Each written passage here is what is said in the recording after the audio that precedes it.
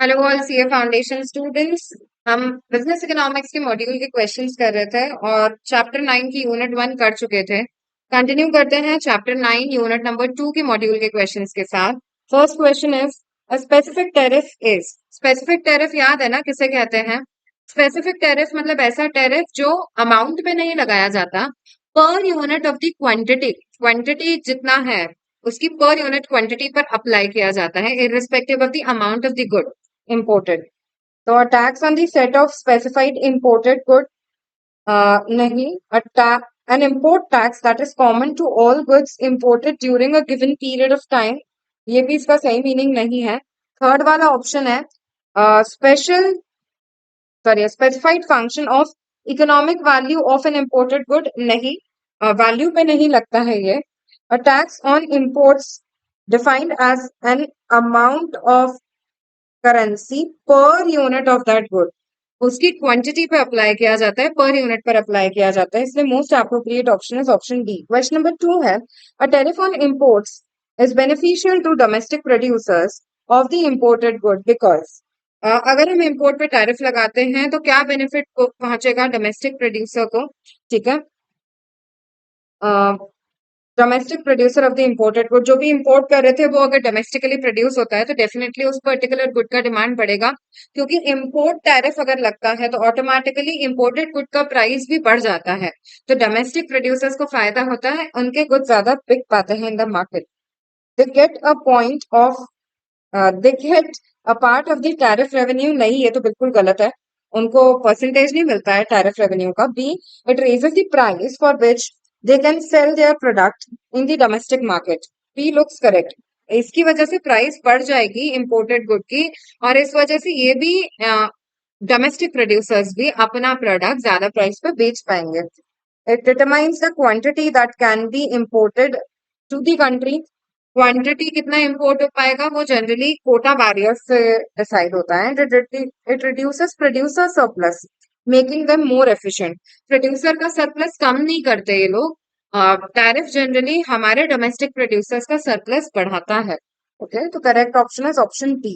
Question number 3 है a tax applied as a percentage of the value of imported goods. Value पे जो tax लगता है वो एड वैलोरम टैक्स कहलाता है। डायरेक्ट क्वेश्चन है, क्वेश्चन 3 का सही ऑप्शन है option B.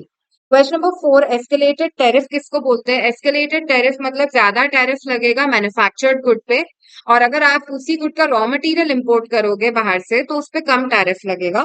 This is to encourage manufacturing in our country. तो a nominal tariff rate on raw materials which are greater than tariff on manufactured product। नहीं, raw material पे कम tariff लगता है, ज्यादा नहीं लगता, तो ये स्टेटमेंट गलत है। Nominal tariff rate on manufactured products which are greater than tariff on raw materials, absolutely correct यार, कि मैन्युफैक्चर्ड गुड्स पे ज्यादा टैक्स लगेगा in comparison to raw material. Option b सही है। क्वेश्चन नंबर 5 है voluntary export restraints involve. Voluntary export restraints मतलब जो एक्सपोर्टिंग कंट्री है वो वॉलंटरीली खुद का एक्सपोर्ट कम कर देती है, रेस्ट्रिक्शन लगाती है उस पे, क्योंकि अगर वो नहीं लगाएंगे तो सामने वाली कंट्री इंपोर्ट पे रेस्ट्रिक्शन लगा देगी। तो an importing country voluntary restraining the quantity of good, नहीं, इम्पोर्टिंग कंट्री नहीं लगाती है। B, domestic firms agreeing to limit the quantity foreign products so quantity foreign products sold in their domestic markets, नहीं, domestic firms मतलब importing country की domestic firms भी restriction नहीं लगा सकती है।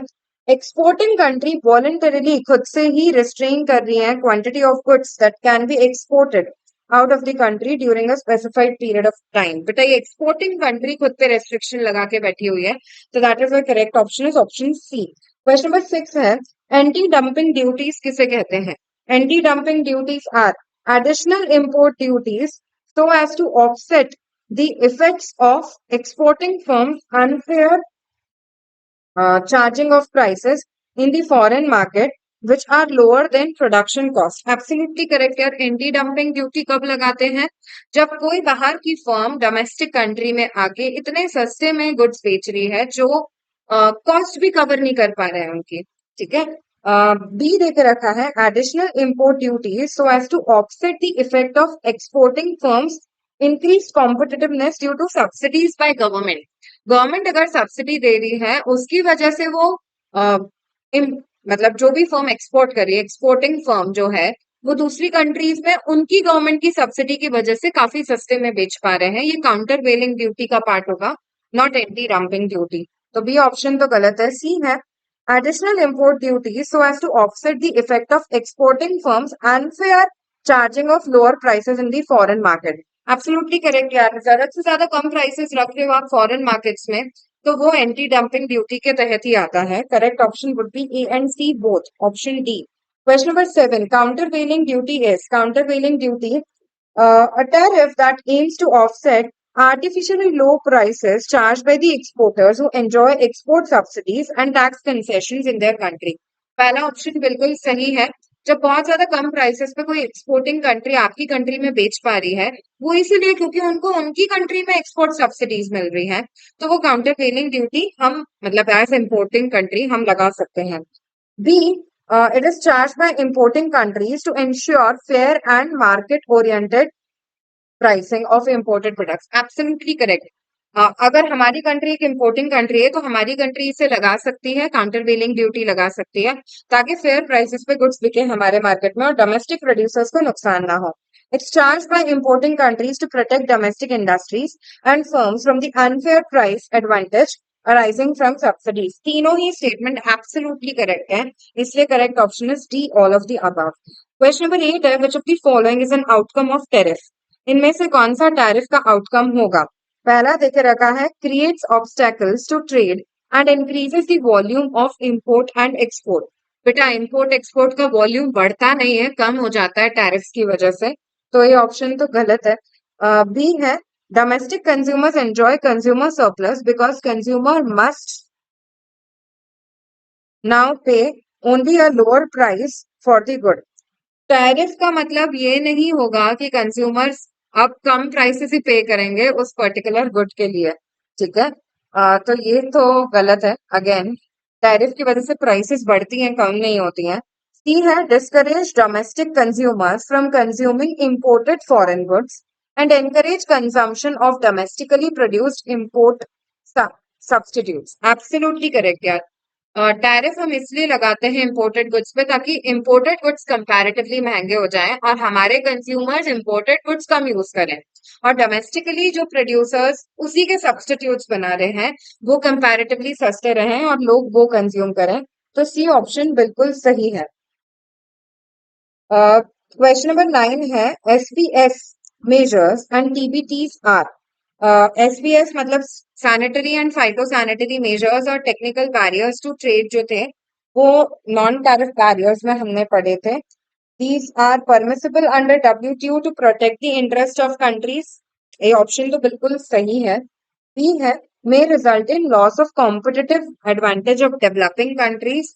एब्सोल्युटली करेक्ट, क्योंकि अगर क्वालिटी वाली रिक्वायरमेंट्स डेवलपिंग कंट्रीज ने पूरी नहीं करी तो फिर उनको कॉम्पिटिटिव लॉस हो सकता है। सी है, it increases the cost of compliance to the exporting country. जो भी एक्सपोर्टिंग कंट्री है उसको कंपैरेटिवली ज्यादा कंप्लायंस करने पड़ेंगे, ज्यादा फॉर्मेलिटीज पूरी करनी पड़ेगी एक्सपोर्ट करने के लिए।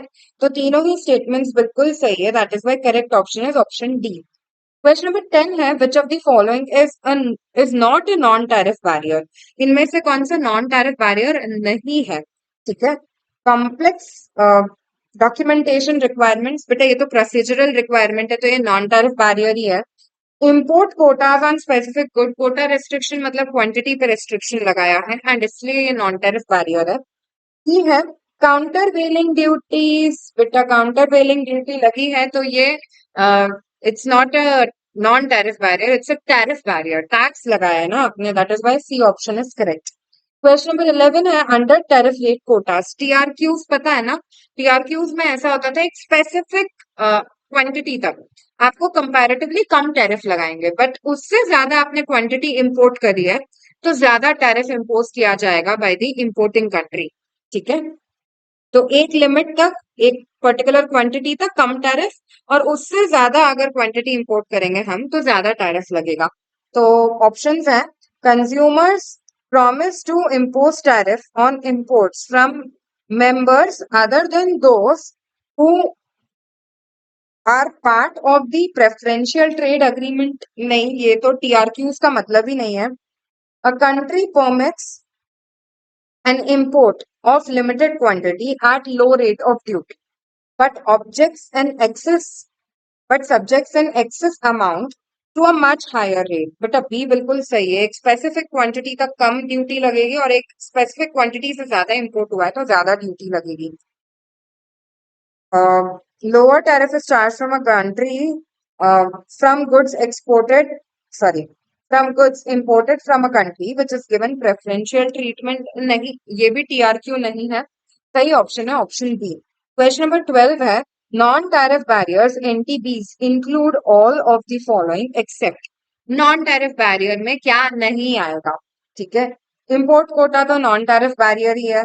Tariff, tariff, beta, tariff is a tariff barrier. It's not a non-tariff barrier. That is why correct option is option D. इसके साथ ये वाली यूनिट होती है खत्म। For any queries, you can post in the comment.